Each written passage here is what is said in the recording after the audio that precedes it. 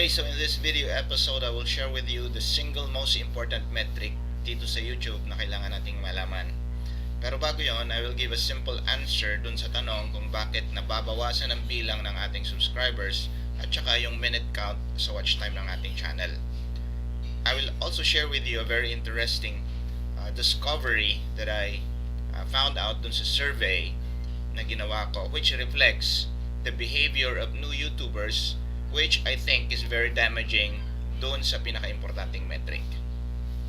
So hang on. So bakit nga ba tayo nababawasan ng subscribers? Ang pagkabawas ng subscribers ay normal na nangyayari sa lahat ng YouTubers na mayroong subscribers. Bago man o matagal na. At may dalawang rason. Ang una yung tinatawag na purging o paglilinis ng YouTube sa community. At yan yung pagtanggal nila ng spammy accounts, mga account na terminate because of policy violations, and then yung mga inactive accounts. Pero sa kabuuan, maliit lang yan. Let me show you my account. So this is my own account.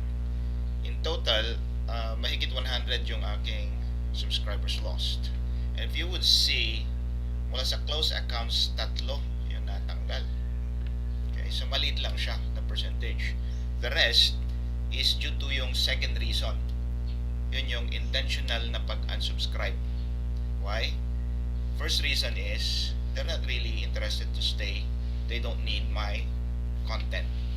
So that's the first reason. Another one is, in the case dun sa subversive na ginagawa kasi, the reason why it is being discouraged is because ang iba, when they reach their limit, meron tayong kasing subscription limit. In this case, 2,000 channels. Now, pwedeng madagdagan to, but I'm not sure kung ano yung criteria, paano dinadagdagan ng YouTube yung ating limit.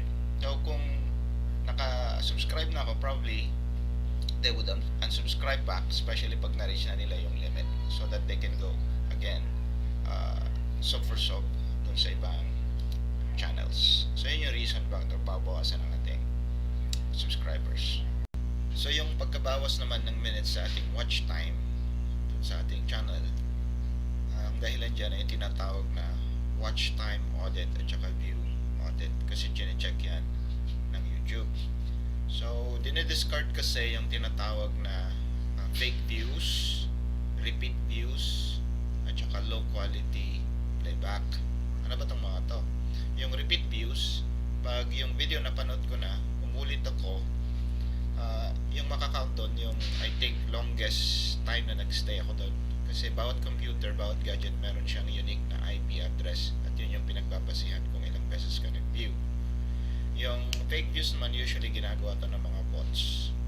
Yung low quality playback, also pag let's say hindi nag-load ng maayos yung video, inuulit-ulit natin, yung low quality view dinidiscard yan. They want to make sure na human talaga na nag-review. Minsan kasi ito yung behavior ng mga bots. Alright? At saka yung nagre-reflect sa ating real-time YouTube analytics ay estimate lang yon. Okay? So it shows that it's only an estimate of potential view activity. So pag na-audit na yan, ang nagre-reflect doon yung actual talaga na valid view na kinoconsider ng YouTube. And these are rules put in place para pangalagaan kasi maiwasan yung tinatawag na mga fake views. Alright? So I hope that makes it clear. Now let me share with you something interesting that I discovered from my survey. So before my last video, I conducted a survey asking a question kung ano yung pinaka-importanting dapat pagtuunan ng pansin ng isang bagong YouTuber. Yun ba yung abutin yung 1K subscribers or yung 4K watch hours? And itong thumbnail na to, it assumes na may dalawang pagpipiliang sagot. And in fact, merong 3. Intentionally na ginawa ko yan to test yung response ng viewers. Yung actual question at saka yung card ay nilagay ko sa gitna. Alright, what is interesting is the result. Dun sa first hour, merong 48 na nag-view, and most of them made a comment, but none actually mentioned about the third choice dun sa sagot.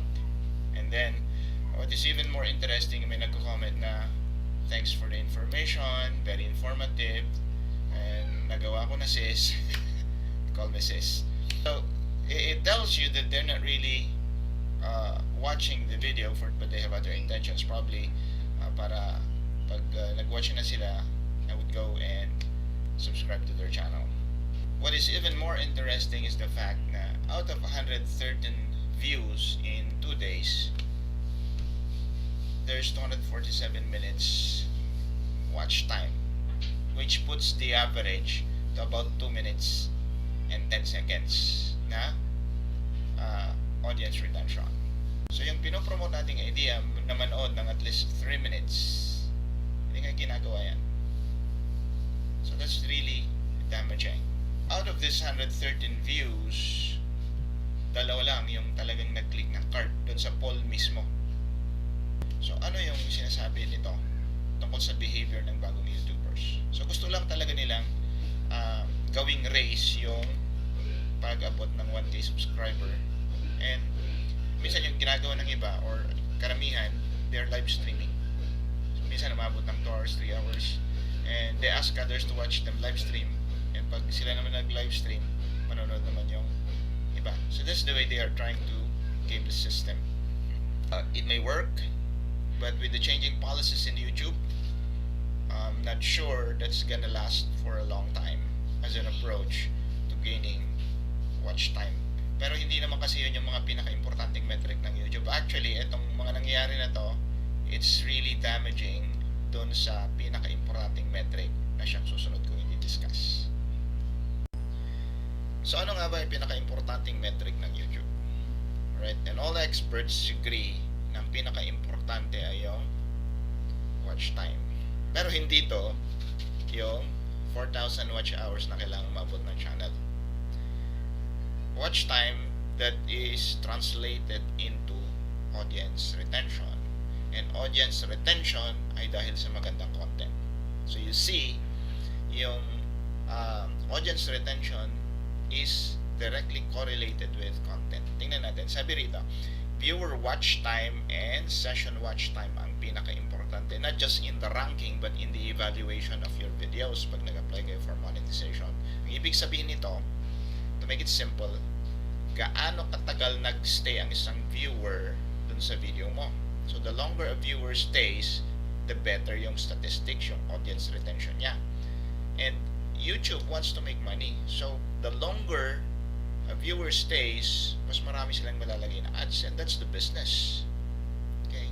And dun din tayo kikita. So dapat pagtuunan ng pansin yung content, which is basically the single greatest factor in audience retention. So yung ginagawa nating manood ng at least 3 minutes, kung yung video mo is longer than 10 minutes, it's gonna destroy yung statistics ng video. So pag in-evaluate yan ng YouTube, they don't have enough convincing power yung mga video na yan to say na okay, this is a good channel or this is a good video. And hindi lang iilan kundi most of the expert agree na ito yun. Even YouTube affirms na ito yung pinaka-importanting factor, session watch time at saka viewer watch time. Alam nyo ba na ang viewer watch time at saka session watch time ay siya rin ginagamit ng YouTube na basehan para tulungan tayo na i-promote yung ating videos? The longer the viewer stays on our video, of course, the better yung statistics. And pag ganun, inaangat nila yung ranking ng ating mga videos and they promote it. So pag nag-review kayo ng video, you would see on the upper right side especially yung mga top most recommended videos. And ganun yung ginagawa ng YouTube. They would promote your videos whenever people watch videos with similar content sa video nyo, because they reward those with good content na nakakadraw ng audience. Alright, so I hope this helps. Sana huwag natin i-compromise yung pinaka-importanting factor, which is audience retention, na resulta ng magandang content. Now, watch out for the next video because I will discuss paano malalaman in advance kung ma-approve yung ating application for monetization. Totoo yan, malalaman natin in advance kung ma-approve yung ating application for monetization. So watch out, subscribe pag di pa kayo nakasubscribe, and hit the notification bell. And I'll see you on the next video.